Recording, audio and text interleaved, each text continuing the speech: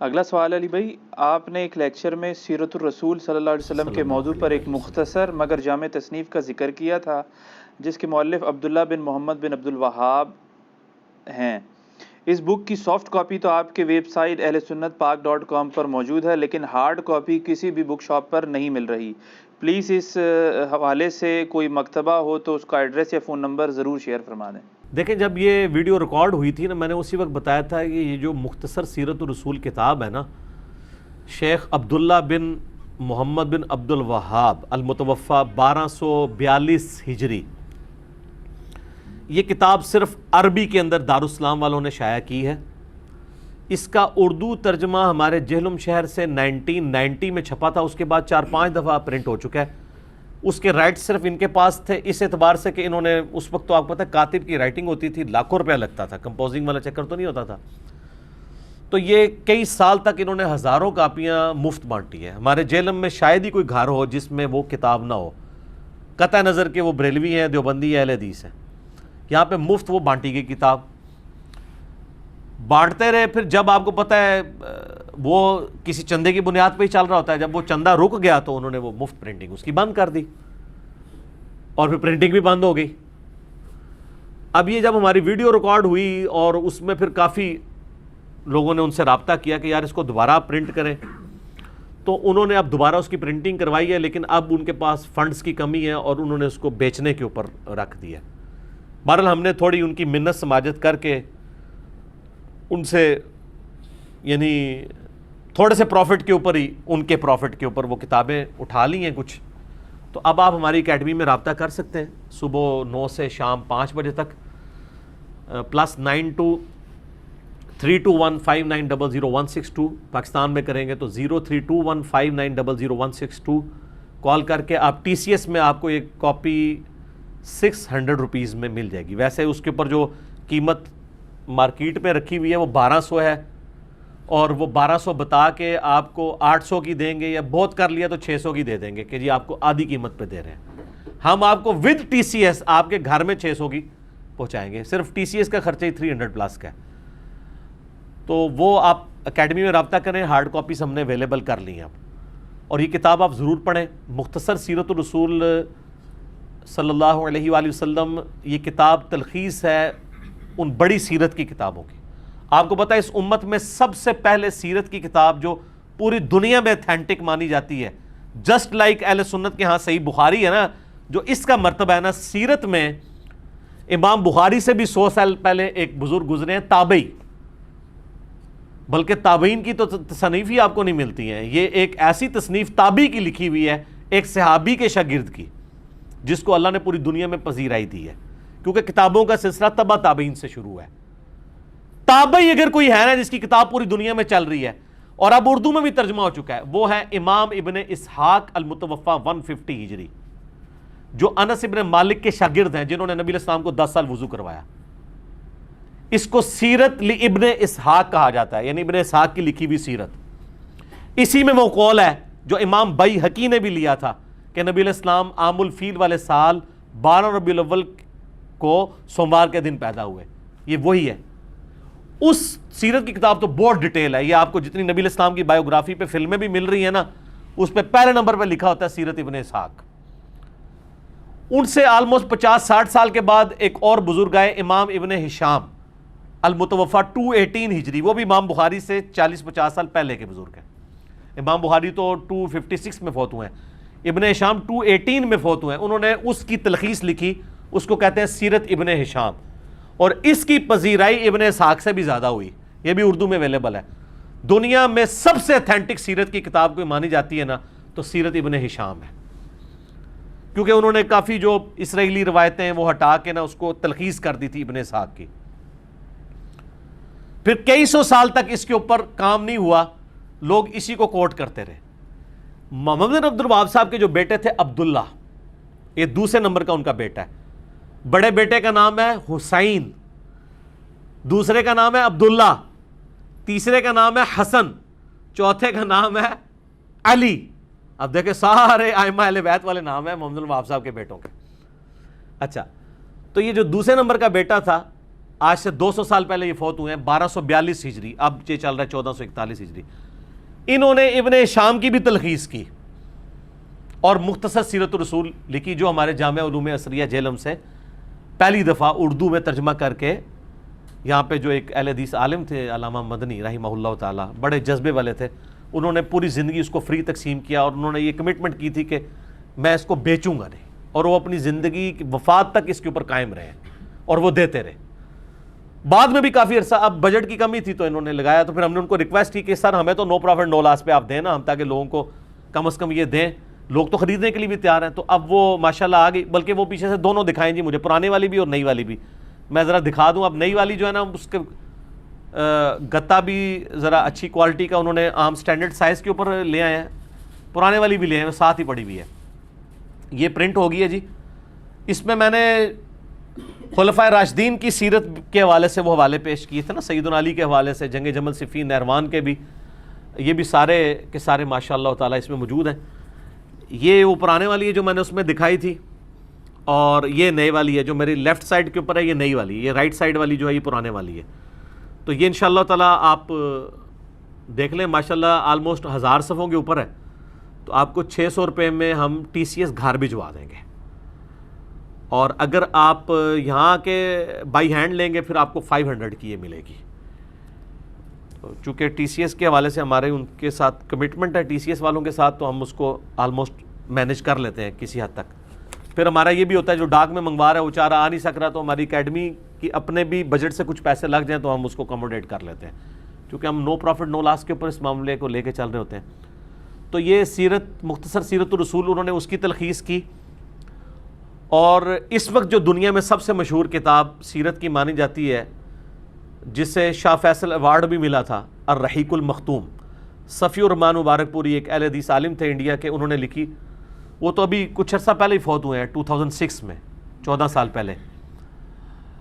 تو آپ کو حیران کن بات بتاؤں، اس مقابلے میں 5 بندوں کی کتابوں کو ایوارڈ ملا. اس میں پہلی کتاب الرحیق المختوم تھی. یہ عربی میں لکھی گئی ہے. پہلے بھی وہ انڈین عالم تھے، دوسرے بھی انڈین تھے، تیسرے بھی ایک اور نان عرب تھے، چوتھا کوئی عربی تھا جس کو انعام ملا ہے. پہلے 3 انعام اجمیوں کو ملے ہیں اور عربی میں لکھنے کے. اس الرحیق المختوم میں بھی اکثر حوالے جو ہے نا وہ اس کتاب کے ہیں، مختصر سیرت الرسول کے. یعنی انہوں نے اتنی ویلیو ایڈیشن کی ہے. تو اس لیے یہ سیرت پہ اکثر لوگ مجھ سے پوچھ بھی رہے ہوتے ہیں کتاب. میرا خیال ہے یہ کتاب ایک آپ کو اوور آل عمر سیریز میں جو کچھ انہوں نے نبی علیہ السلام کی مبارک زندگی تک جو دکھایا ہے نا، کہ آپ کی ریولوشن کس طرح مکے سے شروع ہو کے آپ کی وفات تک کس لیول تک پہنچی ہے، وہ آلموسٹ انہوں نے کور کیا. اس میں بھی مطلب کچھ ایک چیزیں سکپ بھی ہوئی ہیں، لیکن اوور آل ایک اچھی کوشش ہے. تو یہ کتاب سیرت پہ بھی اکثر لوگ پوچھتے تھے، تو میں تو سب سے پہلے سیرت پہ کتاب آپ کو یہ والی بتاتا ہوں، قرآن. جی صحیح مسلم میں حدیث ہے، اما عائشہ سے پوچھا گیا نبی علیہ السلام کے اخلاق اور سیرت کیسی تھی، تو ان کا قرآن نہیں پڑھتے. وہ تو پریکٹیکل لائف ہے نا پوری آپ کی ایک زندگی. باقی ہم لوگوں کو زیادہ انٹرسٹ ہوتا ہے کہ آپ علیہ السلام کی بالکل ایک نجی لیول پہ جو آپ کی شمائل، یعنی آپ کی جو زندگی، گیٹ اپ، کیسا اٹھنا بیٹھنا، اتنی ڈیٹیل تو سارا قرآن تو صرف آپ کی دعوت کو ڈیل کرتا ہے. تو وہ آپ کو یہ کتاب آلموسٹ یہ 808 صفحے ہیں جی اس کتاب کے.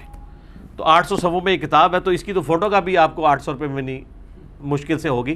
تو یہ تو ہم آپ کو TCS سمیت 600 روپے کی اتنے موٹے گتے میں اچھی پرنٹنگ ہوئی ہوئی آپ کے گھر پہنچ جائے گی. تو جن لوگوں کو شوق ہے وہ یہ کتاب منگوائیں ضرور. ہمارا اس میں کوئی نفع نہیں ہے، آپ کے پوائنٹ آف ویو سے ہے. میں اگر مشکات کا تعارف کرواتا ہوں یا احادیث کی کتابوں کا یا سیرت کی کتابوں کا، اس لیے تاکہ جن کو پڑھنے کا شوق ہے، ہم تو یہ پڑھ چکے ہیں الحمدللہ، اور جب ضرورت پڑتی ہے پڑھتے ہیں حوالے کوٹ کرنے کے لیے. ایک مسلسل شغف رکھا ہوا ہے پڑھائی کا. تو آپ لوگ بھی شغف ذرا پیدا کریں، کتابوں کے ساتھ اپنے آپ کو جوڑیں، بابوں کے ساتھ نہ جوڑیں، چاہے وہ میں ہی کیوں نہ ہوں. حوالوں کے ساتھ، کتابوں کے ساتھ جڑیں. اس کتاب پہ میں 1 گھنٹہ بول سکتا ہوں، لیکن مختصر سے ٹائم پہ 10 چھوٹے چھوٹے حوالے دوں گا اور ان کی انجینئرنگ نہیں کروں گا. اس کے لیے آپ میرا ریسرچ پیپر 5B پڑھیں، جس کا میں تعارف اینڈ پہ کراؤں گا. پہلے کرا دیا تو آپ کو برا لگے گا. اس کے اوپر آپ مولا علی والا چیپٹر نکالیں سر، اینڈ پہ جا کے آتا ہے مولا علی کے اوپر چیپٹر. سیرت الرسول لکھی ہے اور ساتھ خلفائے راشدین کی بھی لکھی ہے انہوں نے، مختصر سی خلافت راشدہ کے اوپر. مولا علی والا چیپٹر ان کا سٹارٹ ہوتا ہے جی پیج نمبر 781، حضرت علی ابن ابی طالب کی خلافت. 782 پیج پہ یہ پہلا ریفرنس میں پڑھ رہا ہوں ورڈ بائی ورڈ، اہل حدیث سے معذرت کے ساتھ، اور جو علمی کتابی مسلمان ہیں پوری دنیا میں کسی بھی فرقے میں ہیں ان کو خوش کرنے کے لیے ورڈ بائی ورڈ پڑھ رہا ہوں، سنیں۔ حضرت معاویہ رضی اللہ تعالیٰ عنہ نے اہل شام سمیت حضرت علی رضی اللہ تعالیٰ عنہ کی بیعت نہیں کی، پھر ان کی صرف مخالفت ہی نہیں کی بلکہ ان پر قتل عثمان میں اعانت یعنی مدد کرنے اور اس پر رضامندی کا الزام بھی دھر دیا، مگر اللہ نے ان کو اس سے بچا لیا۔ میں امیر شام کے بارے میں کوئی کمنٹس نہیں کرتا، یہ جو کر دیے ہیں خود ہی کافی ہیں، اور یہ بالکل صحیح بات لکھی ہے انہوں نے۔ اس کے سپورٹ میں گھنٹوں بول سکتا ہوں، نہیں بولوں گا چونکہ یہ خود اتنے بڑے عالم ہیں کہ ان کو مجھے سرٹیفائی کرنے کی ضرورت نہیں ہے، کوئی اہل حدیث کے امام ہے۔ اچھا جی، دوسرا ریفرنس جنگ جمل کے کانٹیکسٹ میں وہ لکھتے ہیں، اس کے بعد حضرت علی نے حضرت عائشہ کو مدینہ منورہ بھیج دیا، وہ جانے لگی تو لوگ ان کو ودا کرنے کے لیے دور تک ان کے ساتھ گئے۔ یہ ودا لفظ نہیں ہوتا، ودا ہوتا ہے زبر کے ساتھ۔ حضرت علی رضی اللہ تعالیٰ عنہ نے سفر خرچ کا انتظام بھی کیا، اس طرح وہ باحفاظت اور صحیح سلامت گھر پہنچی۔ بعد میں وہ اپنے سفر کو یاد کر کے اس قدر روتی کہ آنسوؤں سے ان کا دوپٹہ بھیگ جایا کرتا اور کہتی کاش میں پیدا ہی نہ ہوئی ہوتی، کاش میں اس واقعے سے 20 سال پہلے ہی مر جاتی۔ اللہ، ظاہر قرآن میں حکم ہے نبی کی بیویوں گھروں میں ٹھہری رہو، بے شک، تو وہ اس چیز کو یاد کرتی تھی۔ پھر ہوب کے کتے بھی بھونکے، وہ بھی حدیث ہے جامعہ اس میں مسند احمد میں۔ باقی اب میں اس میں نہیں بولوں گا، وہ 5B میں آپ پڑھ لیجئے گا، میں اینڈ پہ بتا دوں گا۔ ریفرنس نمبر 3 جنگ صفین کے بارے میں لکھتے ہیں، عمار کی شہادت کے بعد عمر ابن عاص نے لڑائی چھوڑ دی، ترک کر دی، اور بہت سے لوگوں نے بھی ان کی پیروی کی۔ حضرت معاویہ رضی اللہ تعالیٰ نے ان سے پوچھا آپ نے لڑائی کیوں ترک کی ہے؟ انہوں نے کہا ہم نے عمار کو قتل کر دیا ہے، اور میں نے حضرت صلی اللہ علیہ وآلہ وسلم سے سنا ہے کہ آپ علیہ السلام فرمایا کرتے تھے کہ عمار کو باغی جماعت قتل کرے گی، معلوم ہوا کہ ہم تو باغی ہیں۔ اس پہ حضرت معاویہ بولے خاموش رہ، واللہ تم اونٹ کی طرح اپنے ہی پیشاب میں پھسلتے ہو، یعنی تم یہ حدیث بھی جانتے ہو جیسے اونٹ پیشاب کر کے بیٹھ جاتا ہے، تو کام تو تم نے خود ڈالا ہے میرے ساتھ مل کے، اور اب اپنی غلطی خود ہائی لائٹ کر رہے ہو۔ کیا ہم نے ان کو قتل کیا ہے؟ ان کو تو علی رضی اللہ تعالیٰ ان کے ساتھیوں نے قتل کیا ہے جنہوں نے ان کو ہمارے درمیان لا پھینکا، ہم تو اپنے بچاؤ کے لیے لڑ رہے تھے جس میں وہ قتل ہو گئے۔ ان کا حضرت عمار جو لڑنے آئے تھے حضرت علی کے ساتھ نہ آتے تو نہ قتل ہوتے، یہ اسی طریقے سے ہے کہ نہ آپ روڈ پہ چڑھتے نہ ایکسیڈنٹ ہوتا نہ قتل ہوتے۔ اچھا آگے سنیں، حضرت علی رضی اللہ تعالیٰ کو جب حضرت معاویہ کی اس بات کی خبر ہوئی تو انہوں نے کہا اگر میں نے ان کو قتل کیا ہے یعنی حضرت عمار کو، تو پھر اپنے چچا حضرت حمزہ کو حضرت نے قتل کیا ہے جنہوں نے ان کو کفار کے مقابلے میں بھیجا تھا۔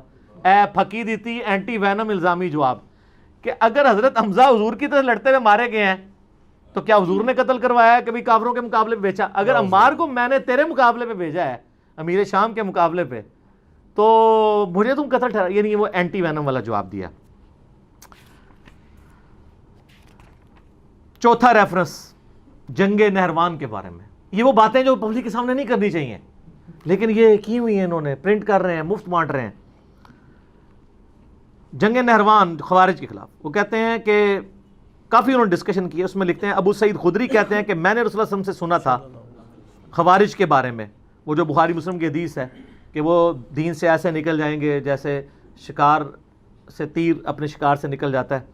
اینڈ پہ وہ کہتے ہیں میں گواہی دیتا ہوں، یہ بھی بخاری مسلم دونوں میں ہے، کہ علی نے ان کو قتل کیا تھا اور میں بھی ان کے ساتھ شامل تھا۔ انہوں نے اس آدمی کو لانے کا حکم دیا جس آدمی کے بارے میں بخاری مسلم میں آتا ہے کہ ان کا سرغنہ وہ ہوگا کہ جس کا ایک بازو کٹا ہوگا اور اس کی جگہ گوشت کا ایک لوتھڑا لٹک رہا ہوگا، تو اس کی لاش 3 دفعہ ڈھونڈی گئی، بخاری مسلم میں آتا ہے نہیں ملی، پھر حضرت علی خود گئے اور لاشوں میں سے نیچے سے نکالی، تو وہاں پھر صحابہ نے نعرہ لگایا کہ حضرت علی حق پہ ہیں، کیونکہ نبی علیہ السلام نے پہلے ہی فرمایا تھا کہ یہ ان کے سرغنہ کی نشانی ہوگی۔ پھر وہ کہتے ہیں کہ صحیح مسلم میں حضرت ابوبکر رضی اللہ تعالیٰ عنہ سے مروی ہے کہ اگر وہ فوج جو خوارج سے لڑے گی اس کے ثواب کو جان لے جو حضرت کی زبانی ان کے لیے مقرر کیا گیا ہے تو وہ مزید عمل کرنے کی ضرورت ہی محسوس نہ کریں اور اسی پر بھروسہ کر لیں۔ یعنی خوارج کے خلاف لڑنا اتنی بڑی نیکی ہے کہ اس کے بعد خارجیوں کے خلاف لڑنے والوں کو اور کوئی نیکی کا کام کرنے کی ضرورت نہیں. جیسے بخاری مسلم میں آتا ہے کہ اہل بدر کی ہر غلطی معاف ہے، اس طرح خوارج کے خلاف جو حضرت علی کے ساتھی تھے ان کے بارے میں مسلم شریف انہوں نے ویسے لکھا حضرت ابوبکر سے مروی ہے، وہ حضرت علی سے ہی مروی ہے. اور اس کے سٹارٹ میں حضرت علی وہ بھی کہتے ہیں کہ مجھے آسمان سے زمین پہ گرا دیا جائے میں یہ برداشت کر لوں گا، لیکن یہ برداشت نہیں کروں گا کہ میں کوئی ایسی بات کروں جو میں نے خود رسول اللہ سے نہ سنی اور میں تمہیں بیان کروں. یعنی حدیث معاملے میں اتنی احتیاط صلی اللہ علیہ وآلہ وسلم. 5واں ریفرنس یہ کہتے ہیں نا جی حضرت عثمان کو عبداللہ ابن سبا اور پتہ نہیں کوئی یہودی پارٹی تھی آل امیہ کو بچانے کے لیے. میں نے بخاری مسلم سے ثابت کیا ہے آل امیہ کی وجہ سے حضرت عثمان شہید ہوئے ہیں، ان کے گورنروں کی وجہ سے. انہوں نے حضرت عثمان کا چیپٹر پڑھیں، کہیں نہیں ڈالا عبداللہ ابن سبا کا نام تک نہیں لکھا. الٹا حضرت علی والے چیپٹر میں انہوں نے بتایا کہ یہ جو حضرت علی کی شان میں غلو کرنے والے رافضی تھے وہ حضرت علی کے دور میں نکلے ہیں. اس کے اوپر پورا چیپٹر انہوں نے بنایا ہے. فرقہ غالیہ کا خروج، حضرت علی کے زمانے میں ایک غالی فرقہ پیدا ہوا. کرتے کرتے نا اینڈ پہ وہ لکھتے ہیں کہ حضرت علی نے اپنے غلام قمبر کو بلایا اور پھر انہوں نے جو ہے نا وہ ان لوگوں کو آگ میں جلا دیا جن لوگوں نے حضرت علی کے لیے الوہیت کلیم کی تھی، جس کی باقیات آج کل یہ نصیری ہیں. اور پھر وہ بخاری میں آتا ہے نا کہ حضرت ابن عباس تک بات پہنچی تو کہتے کاش حضرت علی ایسا نہ کرتے، کیونکہ یہ سزا آگ میں جلانے والی اللہ کے ساتھ خاص ہے، مخلوق نہیں جلا سکتی. تو حضرت علی نے کہا کہ ابن عباس نے سچ کہا. اور ابو داؤد میں ہے کہ انہوں نے کہا کاش مجھے یہ پتہ ہوتا پہلے. یعنی حضرت علی نے جان بوجھ کے ایسا نہیں کیا تھا، لیکن حضرت علی کا غصہ اتنا تھا کہ مجھے خدا کے مقابلے پہ ٹھہرا رہے ہیں، تو انہوں نے ان کو قتل کی وجہ آگ میں جلوایا تھا. یہ تو خود مان رہے ہیں اس میں. اچھا جی، ریفرنس نمبر 6 حضرت علی کے بارے میں لکھتے ہیں کہ لباس اور خوراک میں آپ کی سادگی بیان سے باہر ہے. آپ کا عمل اور فضل اسلام کی طرف سبقت اور رسول اللہ کی مائیت میں کفار سے جہاد ازر من الشمس ہے صلی اللہ علیہ وآلہ وسلم. پھر لکھتے ہیں امام بن حنبل اور قاضی اسماعیل بن اسحاق کہتے ہیں، اور یہ صحیح سند سے المسند الحاکم میں ہے، کہ حضرت علی رضی اللہ تعالیٰ کے فضائل اور مناقب میں جتنی احادیث مروی ہیں دوسرے کسی آدمی کے فضائل اور مناقب میں اتنی احادیث نہیں ہیں. اے لکھ رہے تھے جی سعودیہ والے وہابی اور پاکستانی وہابی کے کہہ رہے ہیں اور رہن دو، میں آج نہیں، آج اپنے بزرگوں نے رو. ریفرنس نمبر 7 وہی جو ہم کہتے ہیں حضرت علی نے حسن ابن علی کو اپنا خلیفہ نامزد نہیں کیا، انہوں نے بھی وہی لکھا. کسی نے کہا کیا آپ اپنے بعد آنے والے خلیفہ کو نامزد کریں گے؟ انہوں نے فرمایا نہیں، میں تمہیں اسی طرح چھوڑوں گا جس طرح رسول اللہ صلی اللہ علیہ وسلم تمہیں چھوڑ گئے تھے. بعض نے کہا کہ آپ لوگوں سے حسن کے لیے بیعت لے لیں تو آپ کے انتقال کے بعد ہم آپ کی کمی محسوس نہیں کریں گے. فرمایا میں نہ تمہیں اس کا حکم دیتا ہوں نہ منع کرتا ہوں، یہ تمہارا اپنا چوائس ہے، میں یہ کام نہیں کروں گا. یہ بات ہے سب، خلافت و ملوکیت میں یہ فرق ہے. ریفرنس نمبر 8 سر یہ سب سے کڑوا ہے اور آیا 8 نمبر پہ ہے. جنت کے بھی 8 دروازے ہیں نا. بخاری مسلم میں آیا ہے کہ رمضان میں وہ 8 دروازے کھول دیے جاتے ہیں، اور مسلم شریف میں ہے جو وضو کے بعد اشہد ان لا الہ الا اللہ و اشہد ان محمدن عبدہ و رسولہ پڑھ لے، جنت کے 8 دروازے کھول دیے جاتے ہیں. تو sir reference number 8 word by word بنو امیہ حضرت علی کی تنقیص اور ان کے بارے میں نازیبا الفاظ استعمال کرتے رہے، مگر اس سے علماء کے دل میں ان کی محبت بڑھ گئی اور قدر و منزلت میں اضافہ ہو گیا. عمر بن عبداللہ بن زبیر کہتے ہیں کہ بنو امیہ 60 سال تک ان کو گالیاں دیتے رہے. یہ سب کا لفظ نہیں ہے، عربی کھولیں، شتم کا لفظ ہے. سب کا ترجمہ تنقید بھی ہو جاتا ہے نا، اس لفظ کا نہیں ہوتا سب و شتم جو ہم بولتے ہیں. اور یہ نہ سمجھے کہ یہ انہوں نے کہانی لکھی. سر صحیح مسلم 6229 حدیث لعن اللہ ابو تراب کہتے تھے. ابو تراب علی بن ابی طالب پر لعنت، یہ لفظ بولتے تھے نعوذ باللہ آل امیہ. تو یہ آپ کے بزرگ ٹھیک لکھ رہے ہیں. 60 سال تک ان کو گالیاں دیتے رہے مگر ان کا کچھ نہ بگاڑ سکے، بلکہ ان کی شان پہلے سے بھی بلند ہو گئی. آگے الفاظ بڑے سخت ہیں. دین نے ایک عمارت کھڑی کی جس کو دنیا نے گرا دیا. وہ کہتے ہیں مولا علی کو اللہ نے کھڑا کیا دین کی عمارت کے طور پہ. یہ دنیا کے جو پرستار تھے نا آل امیہ، انہوں نے اس کو گرانے کی کوشش کی، لیکن دنیا کچھ نہ بنا سکی مگر جو کچھ بنایا اس کو بھی منہدم کر دیا. وہ کہتے ہیں آل امیہ کے پلے کوئی شے ہے بھی تھی نا، وہ بھی انہوں نے گوا دی. حضرت علی کو یہ کی تنقیص نہیں کر سکے. ہر طرف علی علی ہو رہی ہے. وہ سر ناسبیوں کی مسجد میں بھی 4 خلفاء کے نام لکھے ہوتے ہیں, پیچھے کیا رہ گیا؟ علی کو کون نیچا کر سکتا ہے؟ ناسبیت کو ہوا دینے والے لوگ بھی حق 4 یار کہتے ہیں, حق 5 یار نہیں کہتے. اس سے بڑی کیا جیت ہوگی سیدنا علی کی. سیکنڈ لاسٹ ریفرنس نمبر 9, وہی حدیث لکھی ہے ابو داؤد ترمذی کی کہ میرے بعد خلافت 30 سال تک رہے گی. اس کے کانٹیکسٹ میں لکھتے ہیں اور حضرت علی کی خلافت 4 سال اور 8 مہینے ہے.